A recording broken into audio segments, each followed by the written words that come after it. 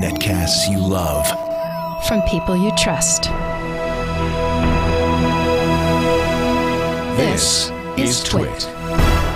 Audio bandwidth for the Daily Giz Wiz is provided by AOL Music and Spinner.com, where you can get free MP3s, exclusive interviews, and more. Video bandwidth for the Daily Giz Wiz is provided by Cashfly at CACHEFLY.com. It's time for the Daily Giz Wiz with Mad's maddest writer, Dick T. Bartolo. This is episode 1053 for Wednesday, March 24th, 2010. The Mobile Phone Leash. And now, get ready for Dick. Middle of the week, time for the Wednesday theme. Hit it, bucko. I'm enjoying it. You like it so far? Here it comes. It's Wednesday. I don't have a Wednesday song, really. Theme day. I could sing the Monday song over again. No, it's Wednesday. Theme Tree Wednesday, the show you cannot hum. There's no way.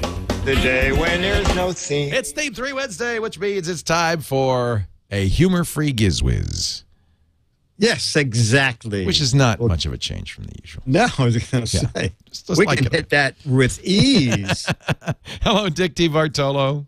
How you doing? I'm great. I've recovered from our trip to Austin for South by Southwest. I'm feeling fine.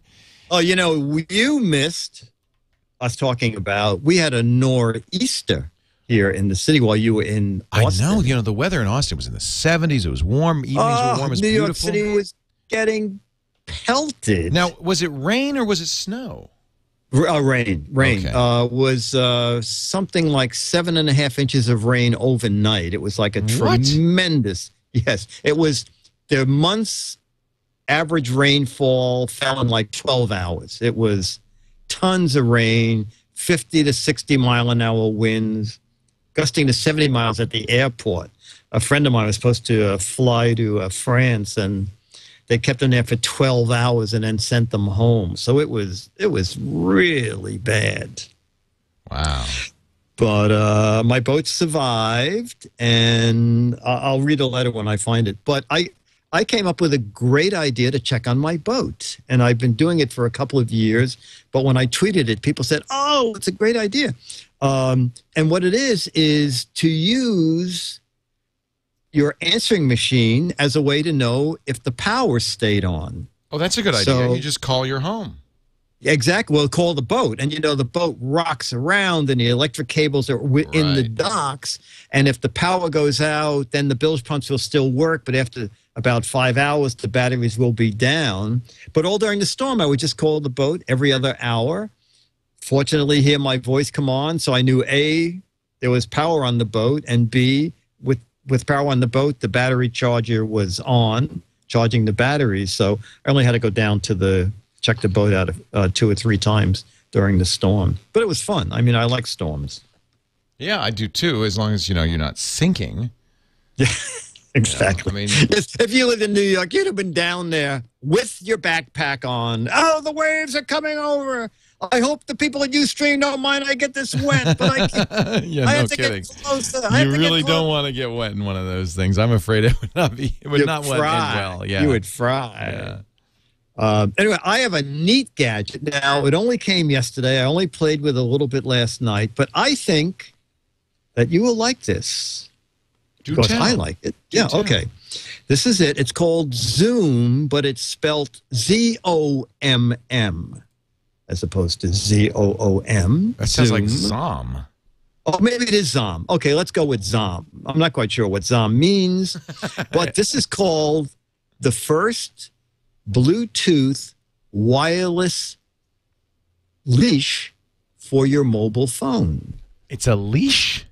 So this is very clever. I only tried the first thing, its main purpose, not the second 2 things you can do with it, which I also like. So you pair it to your cell phone, which took, 10 seconds. Then you put this on in your pocket or on your keychain or something. If you walk out of a restaurant or something and you forgot your Bluetooth-enabled cell phone. What a good idea. At 30 feet, it starts flashing a strobe, flashing crazy. At 50 to 60 feet, depending on how much stuff is in between you, it'll start beeping, loudly beeping that you have forgot your cell phone. And I'm thinking, God, why not put your cell phone in your attaché case? It'll cut the range down somewhat. But this way you won't leave your phone or your attaché case, because this little guy will tell you that you're getting too far away from it. Now, the thing I didn't get to, you have to register it to do this, and I didn't register it. It is also a speakerphone. So evidently, you can push the button and answer calls from your Bluetooth cell phone right on this little guy. So if your cell phone is still in the case, you could use this as a way to answer your phone. It is coming out, I believe, in April or May. And it's going to be $80, $79.99, and it's called Zomm, Z-O-M-M. You can pre-order it now, though. I see on the website. Yeah, yes, you can pre-order it. So it's also a little speakerphone. This little guy can be the speakerphone. How does it? Well, you don't know because you didn't do it, so you don't know how it sounds. You know, Leo, you have to go on. I'm not quite sure why, but you have to go online and register it. I'm not quite sure why you had to do that. Actually, I didn't even try using the speakerphone because without registering it, I paired it to my phone, walked out of the room, walked into the back apartment, let me go into my back apartment. But as I started to walk halfway through my back apartment, started flashing. Then when I walked into the bedroom, the alarm went off that I had got my Bluetooth cell phone. So that's very cool. It wouldn't work on other devices, so it has to be a Bluetooth device. Oh, absolutely, because it's using Bluetooth to know where it is. You know, the iPad has Bluetooth. I suppose they could make this work on an iPad. I'd hate to lose my iPad. Yeah, I think you need this. First, I got to get one. But then I hate to lose it. Well, that's assuming that you absolutely love it. Yeah. Because maybe if you don't like it, you would love to lose it if it's insured. But you never could. Precisely my point. Yeah, precisely. Precisely my point. Very cool. So you can read about it at Zomm.com. ZOMM.com. Very cool. I like it. Here come the letters, those lovely letters. Here come the GizWiz letters. And our letter to the GizWiz. Actually, the letter is pretty much to Leo. It's from Bob Palente, Clearwater, Florida. Dick and Leo. It starts out Dick and Leo, and then it says, Leo. I'm a fan of yours from Tech TV, Call for Help, Screensavers. Recently, I've been enjoying both of yours and Dick's antics on your podcast, the Daily Giz Wiz. Leo, back to Leo. Back to me. Enough of you. Now back to Leo. Look at me. Now back to Bob. Now here's to Peter.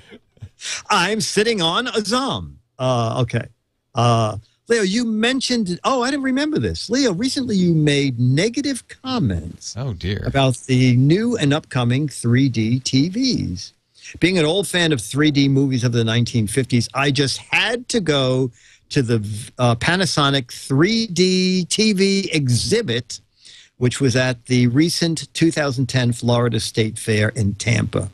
Granted, 3D is more or less a gimmick, as 3D movies of the 50s helped to draw TV viewers back into the movies. But to my surprise, the 10-minute preview of 3D TV on a 50-inch Panasonic Plasma inside a mobile exhibit was unbelievable. They showed an opening part of the ceremonies of last summer's Beijing Olympics. I felt like I was standing in the Olympic arena. I was about to voice my opinions when about this to the Panasonic attendant, that this preview was good or better than anything I'd seen since the movie Avatar, when all of a sudden there were scenes from Avatar in the preview. What I saw through those shutter glasses rivaled anything in any theater. I know you're too busy to, and then it goes on to the usual. Dick, would you please this to Leo? The TV set is $3,000. Wow. Wow, that's a little bit pricey for me. A 73-year-old senior citizen. How big a screen is it? 50. That's too much. Yeah. I wonder if how much more they're charging for 3D. What's the Well, you premium? know what, Leo? Also, Best Buy had a 3D package, which was the TV, a 3D Blu-ray player, and it was about $4,000. And the only thing that you saved with the package was you got the 3D glasses for free, but the 3D glasses were $150. So they must be those shutter-driven. Whoa. Yeah, Yeah, that's the exact- shutter yeah. ones are very expensive. No, that's right. Yeah. I say watch in 2D and have people throw stuff at you. It's the cheapest way you can do it. But so, Bob, your letter did get on with your devious way to get to Leo through. Wow, that's the first. It's the first Devious. on this particular Tuesday. This Thursday in the middle of nowhere. But yes, absolutely. That's great. Well, I stand in awe of your abilities, Dick, as a gadget meister and a guru and a letter reader. In fact, so much so that I need to take a little time to just collect myself. Can we do this again tomorrow? I'll be here. DAILY. It's the